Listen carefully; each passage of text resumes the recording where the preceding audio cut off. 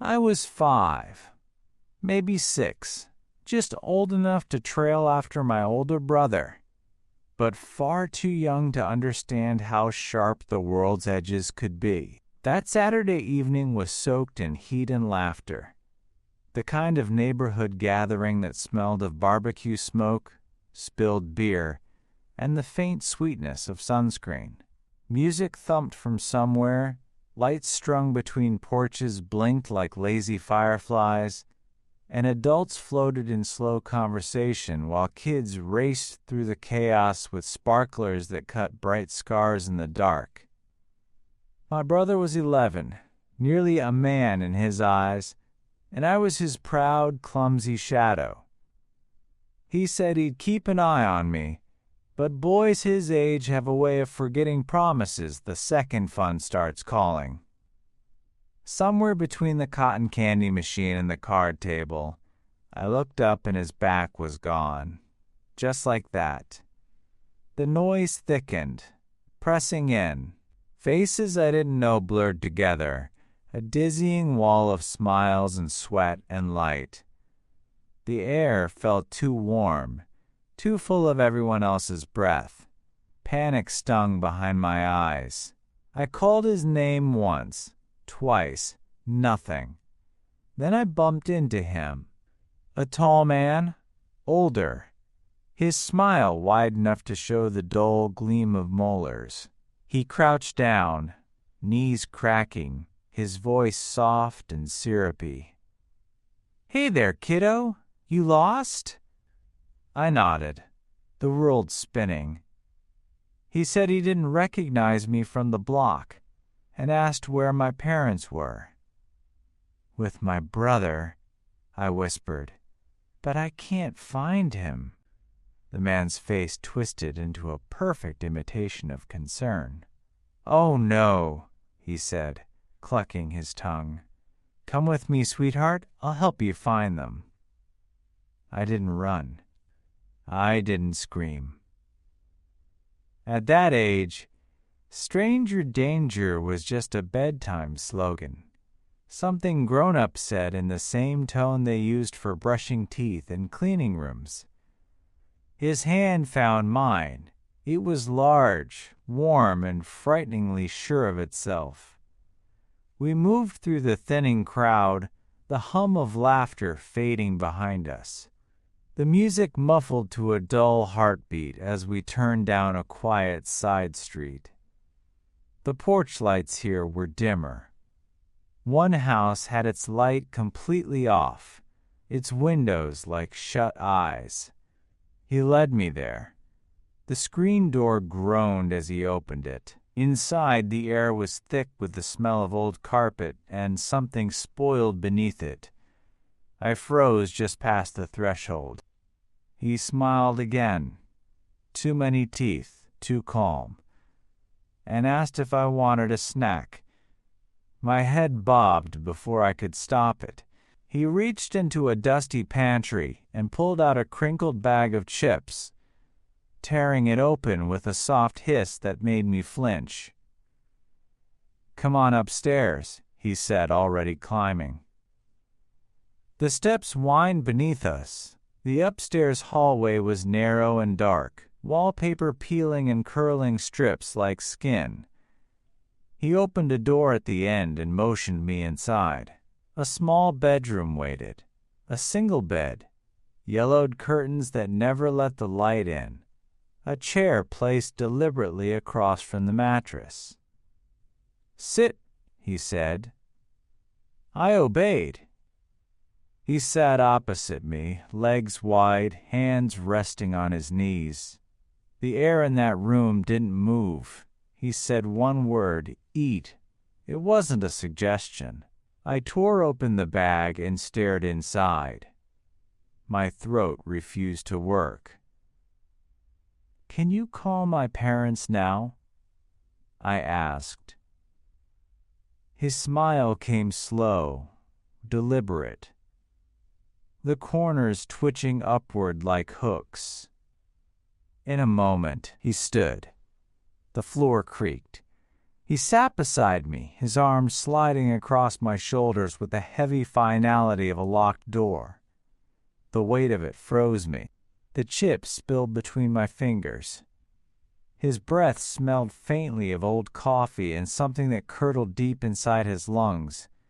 My pulse screamed.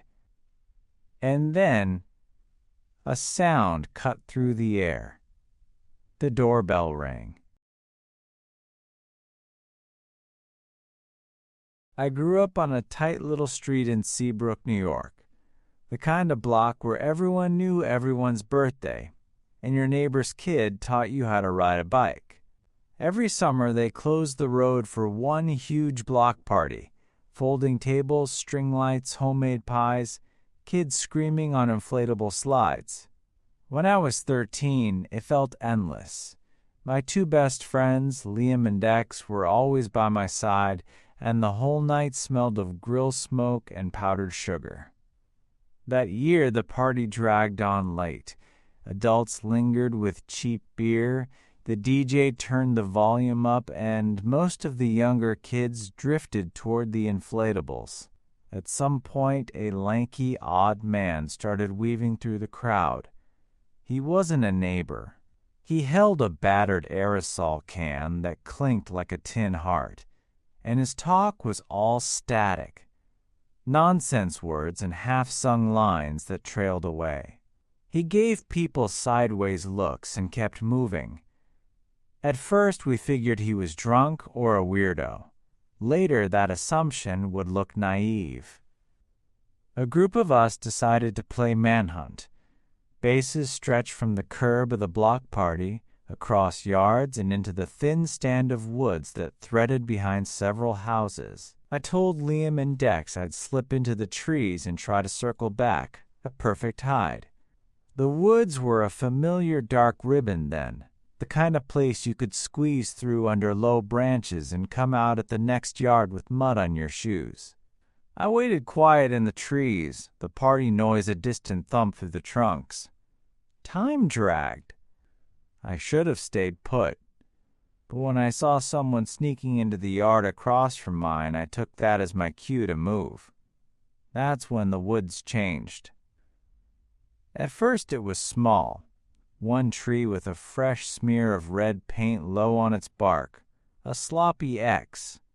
Then another tree, then another, each marked, each raw and glistening like a wound. The spray bottle hissed faintly somewhere deeper, the metallic tang of paint entering the air.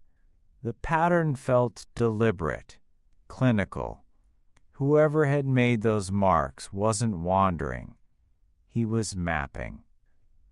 A sound came from further in, a soft, stuttering hiss, the nozzle of a can being pumped. I froze as a shadow detached itself from the gloom.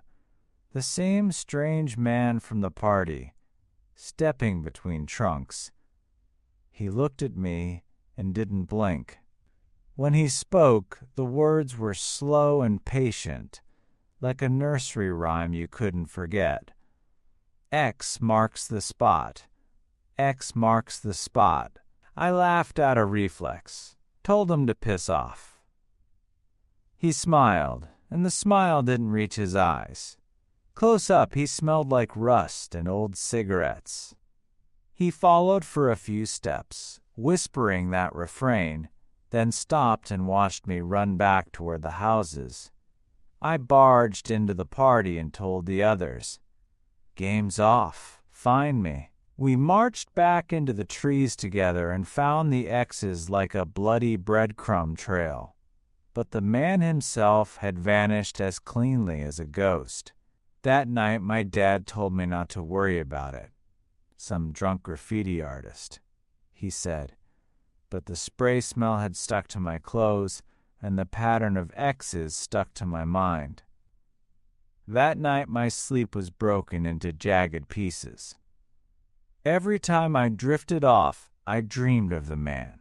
His long arm reaching across the bark, his can hissing like a snake, his voice echoing from nowhere and everywhere at once. X marks the spot. In the dream, I was always running, and the sound of spraying followed close behind like breathing. I startled awake around 1:30 a.m., my heart already racing before my eyes even opened. The room was dark except for the faint glow from the yard light outside. I sat up, throat dry, trying to shake the nightmare. That's when I heard it. A voice, muffled but clear enough, right outside my window. I froze. The whisper came again, a chant, dragged out syllables. X marks the spot. X marks the spot. My pulse rattled in my ears. Slowly, I turned my head toward the glass. A bright red X had been sprayed across the center of my window, dripping fresh, glistening under the outside bulb. Behind it stood the man, his face half lit, his other hand clutching the can. His eyes weren't wild. They were patient, focused. He lifted his elbow and drove it against the glass. The pane shuddered, rattled, but didn't break. Again. And again. Each blow made me flinch, waiting for the moment shards would explode inward. I ran for my dad. He was a massive man, broad-shouldered, the kind you never expected to see scared. When he stormed into my room, he didn't hesitate. He looked out, saw the man pounding the glass, and instead of calling the cops, he roared. He cursed. He promised violence. He threatened to come out swinging. His voice was so loud, so fierce, that even I flinched, though I was behind him. The man faltered, his elbow lowered. Still smiling that off-center smile, he hesitated, then turned and sprinted down the block. My dad didn't wait. He bolted for the front door, rage shaking the walls. I stood by the window, watching the painted X glow like a wound as the figure melted into the dark. 10 minutes passed before my dad came back, fists tight, breathing hard. He hadn't found him. I tried to believe it was over, but deep down I knew the red marks were more than graffiti. They were a signal, a promise. For a while, life pretended to return to normal. The block partied the next summer, but no one spoke about the man. The X's on the trees faded, flaked away with the weather. My dad dismissed it as some unstable drifter who'd moved on. I tried to believe him. But nightmares have a way of leaving fingerprints on reality. 2 years later, in 2019, the silence broke. One morning we woke to find a huge red X sprayed across our front door. Not just there. The trees behind our yard bore fresh marks again, sharp and wet as if drawn that very night. My dad scrubbed at the paint until his hands were raw, but no one could scrub the dread out of the air. That same week, footsteps circled the house at 3 a.m. I heard them pass my window, slow and deliberate, pausing as if listening. No spray, no words this time, just the pacing of a predator and no rush. We never installed cameras back then. My dad said we'd handle it if it ever happened again. But deep down, I knew better. The man with the can hadn't gone anywhere. He was patient, deliberate. The woods were his cover, the X's his trail. Sometimes I lie awake and picture him, waiting in the trees, spray can in one hand, the other hand curled like a fist, whispering to himself while he marks another spot. He doesn't need to rush, because if X marks the spot, then one day I know he'll mark me.